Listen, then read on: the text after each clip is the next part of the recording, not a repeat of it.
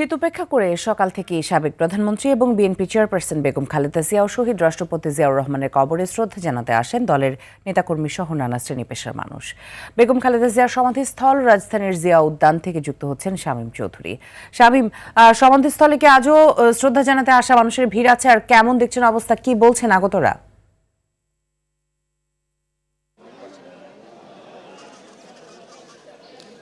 জি মিতু, আপনি যেমনটা দেখছেন যে সকালবেলা থেকেই কিন্তু এখানে বিভিন্ন শ্রেণী পেশার মানুষ শহীদ রাষ্ট্রপতি জিয়াউর রহমান এবং বেগম খালেদা জিয়ার কবর জিয়ারত করতে এসেছেন। তারা ফুলের শ্রদ্ধা জানিয়েছেন। এখানে আমরা দেখেছি যে সকাল থেকেই ইউটিউবের নেতৃবৃন্দ এসেছিল এবং তারা এখানে পুষ্পার্ঘ্য অর্পণ করেছেন এবং কবর জিয়ারত করেছেন, দোয়া মোনাজাত করেছেন।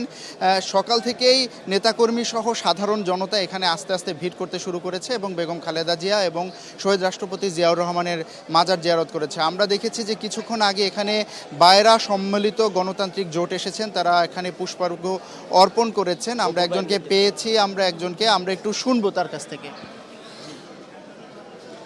আমরা বায়রা সম্মিলিত গণতান্ত্রিক জোট এখানে আমাদের নেত্রী, দেশনেত্রী বেগম খালেদা জিয়া আপসীর নেত্রীর কবরে দোয়া করার জন্য এসেছি, শ্রদ্ধা জানানোর জন্য এসেছি। আমার সাথে আছে আমাদের প্যানেলের মহাসচিব পদপ্রার্থী সহ ৭-৮ জন আমরা প্যানেল, বিএনপি সমর্থিত আমরা প্রার্থী। আমি সাবেক সংসদ সদস্য আব্দুল গফুর ভূঁইয়ার নেতৃত্বে আমরা এই প্যানেল দিয়েছি।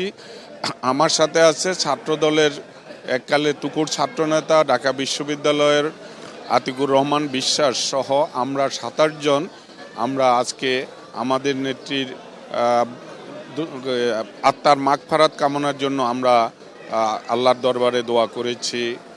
আমরা এখানে জি তানি, আপনি যেমনটা দেখছিলেন যে এখানে কিন্তু সকাল থেকেই বিভিন্ন শ্রেণী পেশার মানুষ আসছেন, কোরআন তেলাওয়াত চলছে বেগম খালেদা জিয়ার আত্মার মাগফিরাত কামনার জন্য। বেলা যত বাড়ছে ততই কিন্তু লোকজন এখানে আরও আসতে শুরু করেছে। পরবর্তী সংবাদে আমরা এখান থেকে আরও আপডেট আপনাকে জানিয়ে দেব। তানি।